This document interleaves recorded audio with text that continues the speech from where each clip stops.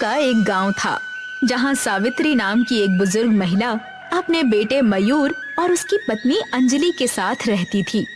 सावित्री कपड़े सीलने का काम करती थी और गांव के सभी लोग शादी हो या त्योहार अपने कपड़े उसी से सिलवाते थे। सावित्री ने अपनी बहू अंजलि को भी सिलाई सिखाई थी, लेकिन उससे कोई अपने कपड़े नहीं सिलवाता था। एक दिन अंजलि अपने पति मयूर से कहती है, मेरे पास कोई भी कपड़े नहीं सिलवाता है, सब सिर्फ माँ जी से ही अपने कपड़े सिलवाते हैं। जानता हूँ भाग्यवान, मगर अब क्या कर सकते हैं। आप हमेशा यही कहकर कुछ नहीं करते। कब तक मैं इसी तरह माँ जी की छाया में जीती रहूंगी? मुझे बिल्कुल अच्छा नहीं लगता है। वैसे भी उनके कारण हमारा नुकसान हो रहा है, क्योंकि वो हर महीने ढेर सारे कपड़े गरीबों को दान में दे देती हैं। बात तो तुम सही कह रही हो। जब से पिताजी गए हैं तब से मुझे कोई इतना पूछता नहीं है। मेरी तो कोई कीमत ही नहीं बची। जिसे देखो वो आकर सिर्फ माँ के बारे में पूछता है, मगर मैं क्या करूं? उन्हें घर से निकाल दीजिए। वैसे भी पिताजी ने ये घर आपके नाम कर दिया था। थोड़ी देर में सावित्री बाहर से टहलकर घर आ जाती है। मयूर और अंजलि उनका ही इंतजार कर रहे थे। जैसे ही सावित्री घर में प्रवेश करती है, देखती है कि दोनों उसे घूर रहे हैं। क्या हुआ बेटा, ऐसे घूर क्यों रहे हो? कोई बात हो गई क्या? माँ, पिताजी ये घर मेरे नाम करके गए थे, है ना? जानती हूँ बेटा, क्या बात है, बोलो। मैं चाहता तुम भी ना इतनी सी बात कहने के लिए इतना हिचकिचा रहे हो। माँ, हम चाहते हैं कि अब इस घर में सिर्फ हम रहें, तो कृपया आप यहाँ से जा सकती हैं। मगर बेटा, मैं कहाँ जाऊंगी? इस घर के अलावा मेरे पास कोई और घर नहीं है। मुझे नहीं पता, आप यहाँ से चले जाइए। सावित्री निराश होकर घर से बाहर निकल जाती है। उसे समझ नहीं आता कि वो कहाँ जाए, क्या खाए। वो एक घर जाकर खाना मांगने लगती है। कोई है अंदर? कुछ खाना है तो कृपया मुझे थोड़ा खाने के लिए दे दीजिए। सावित्री की आवाज सुनकर घर के अंदर से एक महिला बाहर आती है। अम्मा जी, आप ठीक तो है ना? मैंने सुना कि आपके बेटे और बहू ने आपको घर से बाहर निकाल दिया। मैं आपके लिए खाना लेकर आती हूँ। आपने ही मेरी शादी में मेरे पति का कुर्ता सिला था, इतना तो मैं आपके लिए कर ही सकती हूँ। वो महिला अंदर जाती है और खाना बांधकर बाहर लाती है और सावित्री को दे देती है।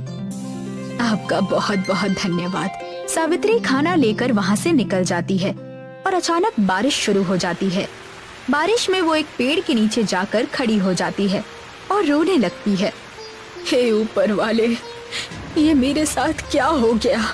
मैंने ऐसा क्या किया जिसकी सजा मुझे अब मिल रही है? क्या मैंने गरीबों की मदद नहीं की? क्या मैंने भूखों को खाना नहीं खिलाया? क्या मैंने जरूरतमंदों की सहायता नहीं की? मगर मैं जानती हूँ मेरे साथ आप हमेशा हैं। बस मुझे अब अपने पास बुला लीजिए। सावित्री रो रो कर प्रार्थना कर रही थी। तभी अचानक आसमान से उसके सामने सिलाई मशीन पेड़ के नीचे आ गिरती है। सावित्री उस मशीन को देखकर अचंभित हो जाती है। सिलाई मशीन? सावित्री आसमान की ओर देखती है। आपका बहुत बहुत शुक्रिया। इतना कहते ही बारिश बंद हो जाती है। सावित्री के लिए मशीन इतनी हल्की होती है कि वो उसे कहीं भी उठाकर ले जा सकती थी। सावित्री सिलाई मशीन पर बैठती है और घर के बारे में सोचती है। वो सिलाई मशीन को चलाती है और अचानक उस मशीन से एक घर निकलता है जो धागे से बना हुआ होता है। ये तो जादुई सिलाई मशीन है। इसके चलते ही एक घर उत्पन्न हो गया। इससे मैं कितने सारे लोगों की मदद कर सकती हूँ। सावित्री उस घर में रहने लगती है और फिर से गांव के लोगों के लिए कपड़े सिलना शुरू कर देती है।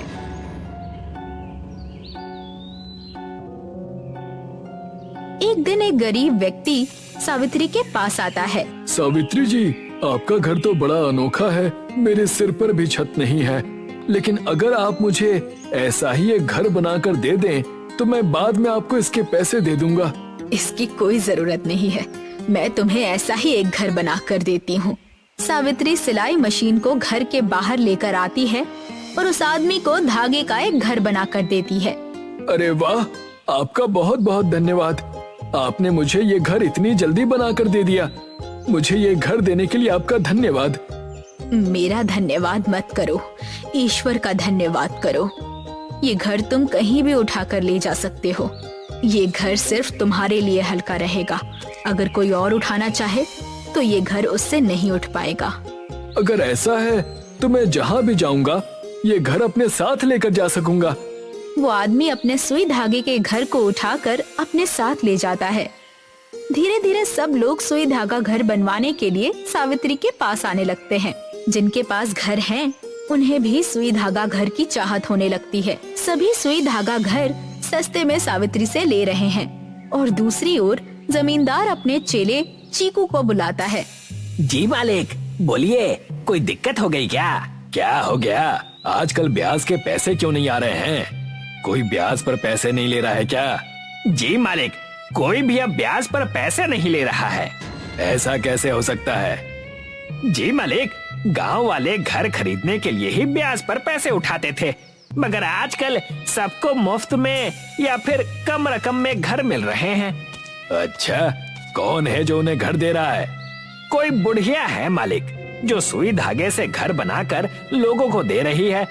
मैंने सुना है कि उसके पास कोई जादुई सिलाई मशीन है। मालिक, ये वही औरत है जिसने आपके बेटे की शादी में आपके लिए कुर्ता सिला था।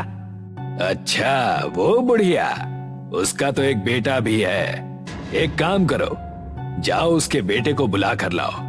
चीकू जाकर मयूर और उसकी पत्नी अंजलि को बुलाता है। बोलिए मालिक, मेरी वजह से कोई दिक्कत हो गई क्या? तुम्हारे कारण नहीं, लेकिन तुम्हारी माँ के कारण दिक्कत हो रही है। तुम्हारी माँ ने गांव में लोगों को सुई धागे का घर बनाकर देना शुरू कर दिया है। मालिक, हम जानते हैं, हमने उन्हें कब का घर से निकाल दिया, फिर भी उनकी वजह से हमें अभी भी परेशानी का सामना करना पड़ रहा है। उनकी वजह से मेरे पास अभी भी कोई ग्राहक कपड़े सिलाने नहीं आता है। अच्छा, तो तुम लोग अपनी माँ से परेशान हो? तुम्हारी माँ ने मेरी नाक में भी दम करके रखा है, तो क्यों ना हम तीनों मिलकर इस समस्या का हल निकालें। नेकी और पूछ पूछ मालिक। जमींदार चीकू को मशीन कैसे चलती है ये देखने भेजता है। चीकू सावित्री के पास जाकर कहता है, जी, मैं भी गरीब हूँ, मुझे भी एक सुई धागा का घर बना कर दीजिए ना। तुम्हारा चेहरा मुझे कहीं देखा हुआ लग रहा है। नहीं माँ जी, मैं तो गरीब हूँ, मेरे पास रहने के लिए जगह भी नहीं है। सावित्री चीकू के लिए एक घर बनाने लगती है। सावित्री घर कैसे बनाती है ये चीकू देख लेता है। चीकू जमींदार के पास जाकर सब बता देता है।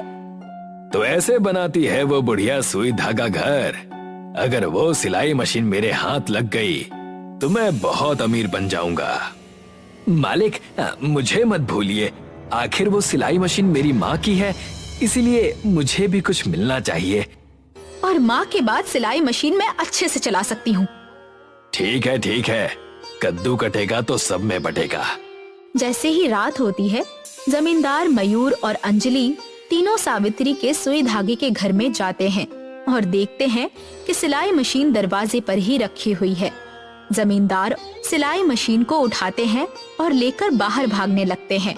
अचानक से सिलाई मशीन भारी होने लगती है। मालिक, ठीक से पकड़िए, ये सिलाई मशीन नीचे गिर जाएगी।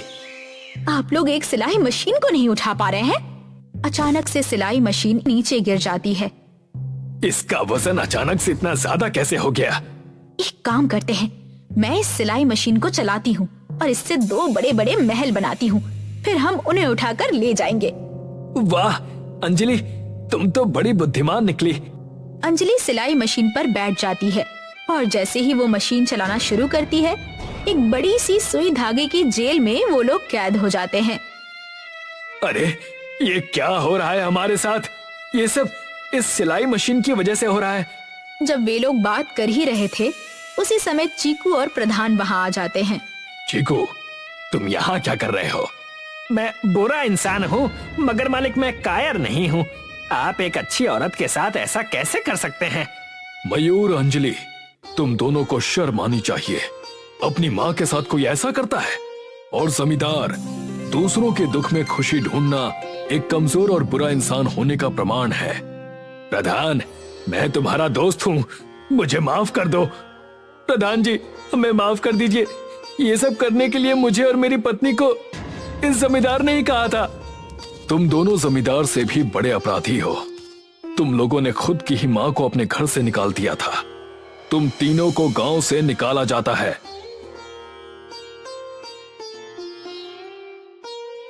तीनों को गांव से बेदखल कर दिया जाता है और सिलाई मशीन वापस सावित्री को दे दी जाती है और वो आगे और लोगों को सुई धागा घर बनाकर देने लगती है। सुमित्रा को कपड़े बुनने का बहुत शौक है। वो हमेशा धागे हाथ में लिए